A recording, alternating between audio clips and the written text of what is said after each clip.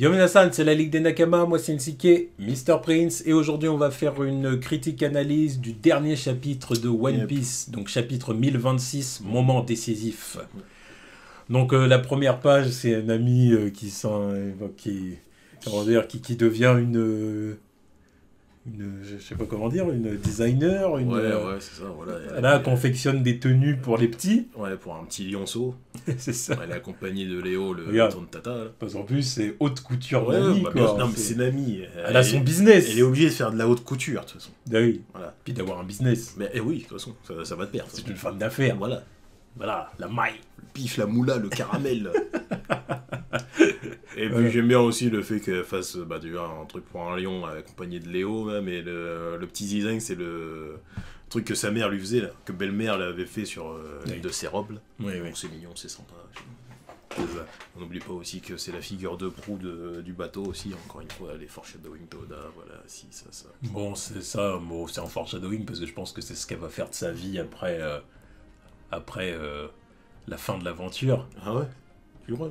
Non, ça n'a absolument rien à voir avec la cartographie. Hein, mais... Moi, je pense qu'elle va surtout vendre ses cartes une fois qu'elle aura terminé. Tu vois. Il faudra qu'elle se fasse des thunes. Quoi de mieux que de vendre des cartes de la première personne à avoir fait le tour du monde. En plus, j'ai failli dire un truc, est-ce qu'ils pourront même faire ça, en plus, avoir une vie tranquille, quand même, après avoir... oui. fait partie de l'équipage du roi des pirates. On va demander à Riley s'il y a des problèmes. Eh ben Riley, c'est pas pareil. Riley, c'est vraiment parce que, comment dire, il est assez puissant pour que la marine ne cherche pas de noises. Mais personne ne leur cherchera des noises à la fin. Voilà. Moi, c'est plus là que j'allais y venir. C'est que je pense que personne ne leur cherchera de noises parce qu'ils vont tellement révolutionner le monde qu'ils vont plus être vus comme des héros. Et puis la plupart des marines, ça seront leurs potes. Donc. Voilà. Mais même il faut pas se faire chier aller chercher une amie, elle représente pas grand chose. Tu vois, non, puis de toute façon. C'est comme Crocus, hein, c'est pas compliqué de le trouver. Hein. Oui, non. On peut aller le soulever, lui. Hein. Non. Mais Crocus, je l'aime bien, mais il peut se faire soulever. Donc, Bon, en plus, je pense que les gens savent pas vraiment où il est. Je pense. Bon, si la marine voulait savoir, il saurait. Mais... Oui, parce que c'est la porte d'entrée de Grand Line. Donc, il est pile à la porte de Grand Line, donc c'est pas compliqué de le trouver, excuse-moi. Et une putain de balai à côté de lui. C'est vrai. Oh merde. C'est vrai, si vous voulez. Mais bon, je pense que de toute façon, les Mugiwara, ils seront pas vus comme des criminels. Ils seront pas vus comme des lions. C'est bon, Kobe, il dira. Ouais, voilà, Kobe et Smoker, ils vont dire, c'est bon. On fera comme si on n'avait rien vu. Voilà. Bon, du coup, Wano, allez, on va assez vite. Toujours surtout à Wano, toujours à Wano et la capitale des fleurs, là. On est en train de c'est la fête. Les gens faire la fête, avant que Onigashima s'écrase sur leur gueule. Mais, Onigashima approche, hein. C'est ça. Ça approche. Pas loin, ah bah non. vraiment pas loin. Ah, c'est pas loin. Puis on voit encore Tenguyama qui est accompagné de Otoko, et puis il pense encore à Tama qui était parti en compagnie des troupes de Kaido, quoi. Je sais plus comment il s'appelle, j'ai un trou de mémoire. Mais bon, bref. Retour sur le toit de Nigashima. Voilà, alors on voit un membre du CP0. Non, pas du tout. Non. Fourade dès le début. Ah, c'est les troupes de Kaido, c'est les espions, là, ceux qui repèrent ce qui se passe. Oui. Ils leur font les gens avec des feuilles avec les yeux, là, je sais pas comment ça marche leur truc, là. Oui. De travail par télépathie ou je sais pas quoi. Là. Peu importe. Bref, les annonceurs, voilà qui... en train de dire qu'il y a deux dragons sur le toit. En train de regarder ce qui se passe avec Kaido qui fait face à Momo et Luffy. Ouais. Donc voilà, là c'est le combat, c'est genre l'annonce du combat épique. Ouais, voilà. J'ai déjà la musique en tête. Ouais.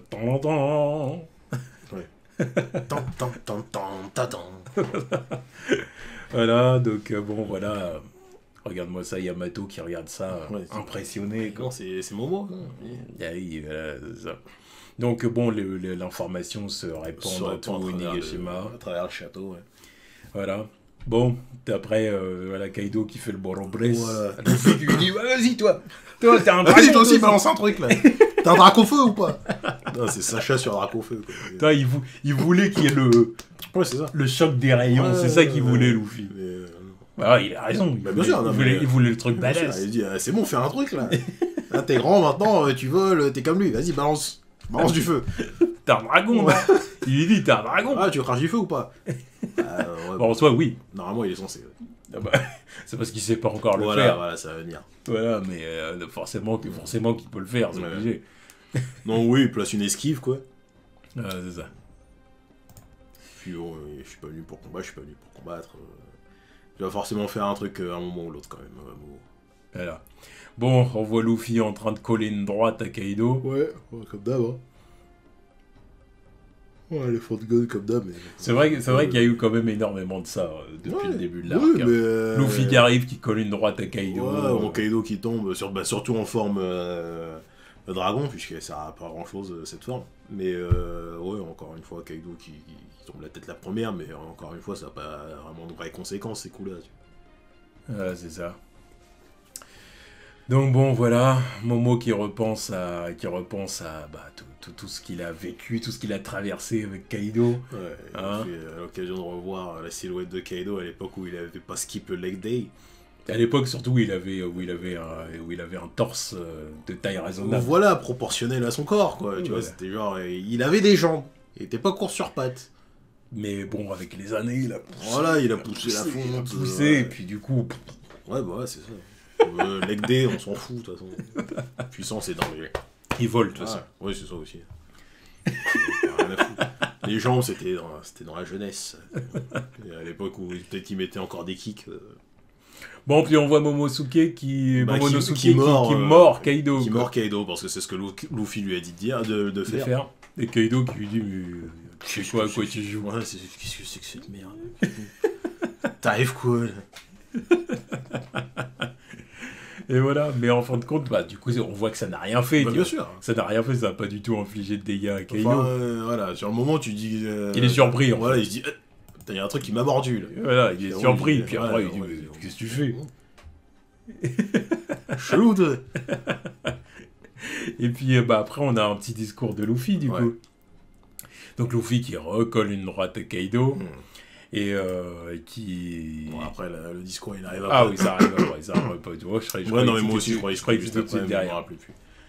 Bon, il y a une petite aparté où on fait un retour sur le combat de Inuarashi et Jack. Bon, qui ont perdu le pouvoir de sous l'ongle, là, parce que la lune s'est cachée à cause des pouvoirs de Kaido. Voilà. Enfin, c'était juste ça l'intérêt de Kaido de repasser en forme dragon, et puis, en fait... Ouais. C'était juste assombrir le ciel, comme ça ils peuvent plus utiliser leur forme sous l'ongle. On voit Jack qui est repassé en forme mammouth. C'est ça. Donc la forme hybride, on l'aura utilisé une fois histoire d'avoir l'air dégueulasse, et puis voilà, on n'en parle plus. Perro qui fait le malin. Par contre, je ne cache pas, quand j'ai vu la scène, je me suis dit, là il commence vraiment à m'agacer l'autre. Parce que merde. Non mais merde quoi. Il est pas si naze que ça. Mais non, mais... Il est pas si naze que ça. Quand même, il lui a résisté. Mais ouais, mais au point où je commence à me dire, s'il résiste à ça, pourquoi il est pas numéro 3 de l'équipage, là, à la place de Crackers?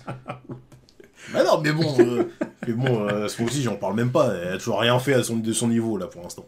Donc là, je commence à me dire, mais... Ouais, c'est pas faux. Ouais, c'est un combattant, alors, faut lui donner un poste. Il est pas juste le grand frère de tout le monde, c'est genre, ouais, bah d'accord, ok, s'il a un level au point de mettre Nekomamushi en PLS comme ça, ouais. Falloir obtenir une promotion, quoi. Ah bon. En tout cas, voilà. Du coup, les deux darons, les deux anciens sont dans le mal. De Zo sont dans le mal. Voilà. Et Luffy finit par crier quelque chose à Momonosuke. Il dit, tu vois, t'as mordu un Yonko là. Voilà. C'est un Yonko que tu viens de mordre. Donc maintenant, t'es censé ne plus avoir peur de rien. Ouais, y a plus rien qui t'effraie maintenant. T'as mordu un putain de Yonko. Donc step up, nigga. Voilà, c'est ça. Et j'ai beaucoup apprécié ce moment parce que je me suis dit, c'est Luffy dans son rôle de grand frère. Ouais. Enfin, pas enfin concernant Momo, mais vraiment en mode, c'est bon. Je sais que t'as traversé des trucs, mais là, t'as fait un truc de ouf là, justement. Ouais. Donc il est temps que tu te rends compte que t'es pas si faible que ça, donc t'inquiète, ça va le faire. Et quand j'ai vu ça... Et surtout, n'aie pas peur. Voilà, surtout n'aie pas peur. Et c'est quand j'ai vu ça, je me suis dit, c'est bien. Et je me suis dit, en fait, c'est exactement ce qu'il se dit pour lui-même à chaque fois. Comment il doit se dire la même chose à chaque fois qu'il fait un truc. Je me suis dit, ouais, c'est exactement ce qu'il a dû se dire quand il est parti affronter Big Mom ou quand il a fait tel ou tel truc. C'est genre, à partir du moment où j'ai fait ça, j'ai plus peur de rien, quoi. Et rien ne m'effraie. Et Yamato regarde ça avec le sourire.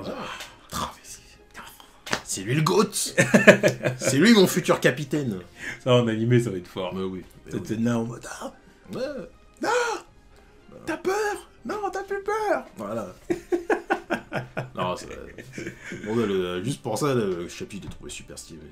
Ah, Luffy, c'est le GOAT. Ouais, la maturité du man, là, c'est bien. Voilà, bon Zoro et Sanji. Ouais, qui sont côte à côte pendant le combat. L'image est cool. C'est ça. Puis ouais, bah il a bien entendu que c'était... Enfin, ils ont bien entendu que c'était Momo qui était là-haut, quoi. Donc, ils ont eu la confirmation. Ouais, c'est pas mal, quoi.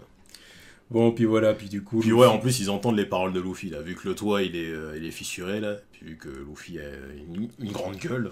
C'est ça, exactement. On l'entend bien dire qu'il va battre Kaido, là. Il n'y a aucun doute à se faire.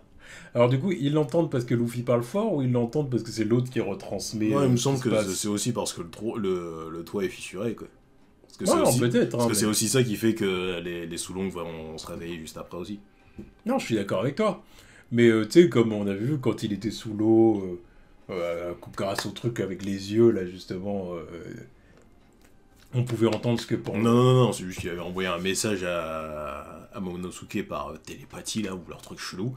Et puis après, c'est Momonosuke qui a utilisé, je sais pas, un des mecs avec les yeux, là, pour faire transmettre son message. Oui, voilà, je me rappelais bien qu'il y avait un truc comme ça. Mais je crois qu'il parlait directement à la personne aussi, je crois. Enfin, il profitait du... Enfin, je sais plus comment c'était passé, mais il profitait du fait qu'il était à côté d'une des personnes évanouies pour utiliser le pouvoir, quoi. Pouvoir, ou je sais pas, leur papillon, je sais pas comment ça marche. Et donc bon, voilà, tout le monde est heureux, tout le monde est galvanisé, ouais. Tout le monde reprend courage, bon, à part Big Mom qui se fout de sa gueule. Ouais, mais elle est hype quand même, mais c'est marrant, il est marrant l'autre. C'est marrant. Ah, ça reste une pirate. Ah, donc elle aussi, elle ressent le truc. Ça, elle dit, bon, c'est bon, ça fait des bons combats, là, ça se tape là-haut, c'est bien. On est là pour s'amuser ou pas? Ah, c'est une pute. Onigashima, c'est vraiment une boîte de nuit. Ah ouais, non, mais c'est la teuf. C'est littéralement une boîte de nuit, tu vois, avec les bastons incessantes, là. Il y a eu le droit show juste avant, le petit showcase d'avant. Et t'as eu la tease et tout. Là, maintenant, c'est l'after. Ça se met sur la gueule. Et puis bon, bah, Kaido reprend sa forme hybride et fonce sur Luffy. Ouais, et il lui dit, ah, tu crois vraiment que tu vas gagner? Tu crois vraiment que tu as encore une chance? Et Luffy dit, tant que je suis en vie, les chances sont infinies.